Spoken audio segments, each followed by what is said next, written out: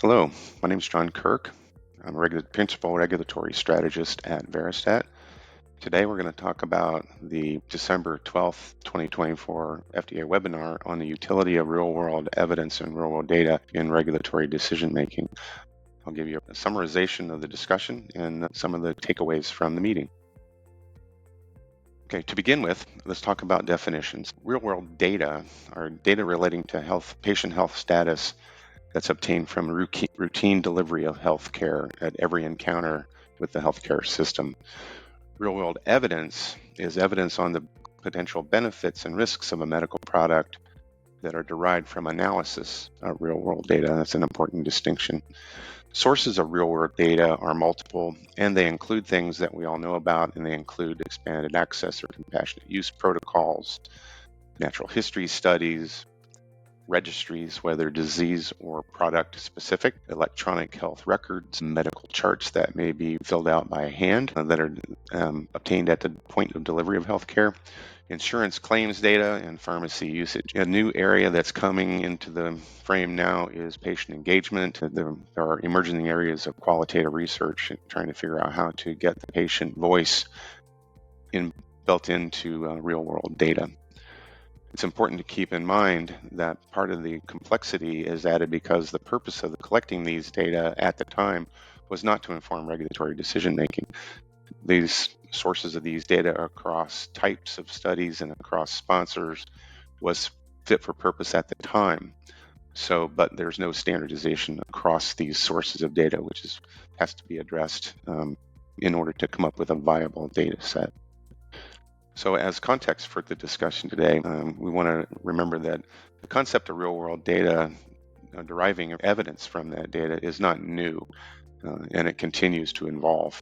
It was formalized in the 21st Century Cures Act of 2016 and advanced in the 2018 FDA framework for the real-world evidence program. Looking on YouTube, which I did here, I was able to locate 9 YouTube presentations, including the most recent one that we're talking about today from December the 12th. Approximately 1 video per year were available talking about real-world evidence. FDA has been very consistent in their pace of talking about using real-world evidence and the timing, and this message has been consistent across presentations. In terms of using real-world evidence, as I mentioned before, real-world data are plentiful, but the data that you select for a particular setting and a particular purpose needs to be fit for purpose. In other words, I would impress on clients to think GCP compliance. The data needs to be as protected and have as much integrity as a clinical trial would have. So depending on the scenario, real-world evidence has been used in a number of ways in regulatory decision-making. First of all, in support of efficacy and safety claims. It's not pivotal, but it's supporting a primary outcome from a clinical trial. It's also been used as pivotal, where you have only real-world evidence in certain scenarios where you're demonstrating safety and efficacy. Real-world evidence can be used as a non-concurrent control group, which is especially important in small populations, as in the rare disease space, where the sample size is simply too small or maybe unethical to use a placebo. So you have to create an interventional non-concurrent control group from a data source like real-world data.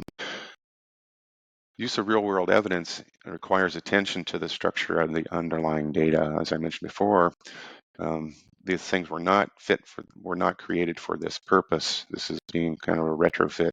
So randomization is lacking. These data are not randomized. There's no baseline cohort. It's not set up that way. So you have to do certain things.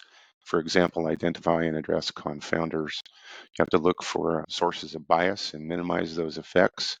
And there are statistical methods to do that. You need to address missing data because there will be data missing for whatever reason. You need appropriate matching methodology to ensure comparability between your real-world data and your inclusion-exclusion criteria that you use in a clinical trial. And there are multiple methodologies available for matching to show comparability. It's always good and highly recommended that you use a pre-specified protocol to do this kind of work, and that you've met with FDA and you have agreement with them on the design of how you want to approach gathering the data. And likewise for the statistical analysis plan, that you have agreement with FDA on how you intend to apply analytical methods to produce inferences about treatment effects. Above all, you want to preserve the integrity of the data. As I mentioned, think GCP compliance.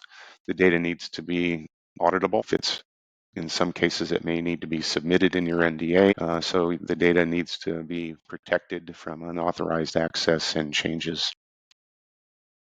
Okay, inclusion of real-world evidence in an NDA is becoming more frequent.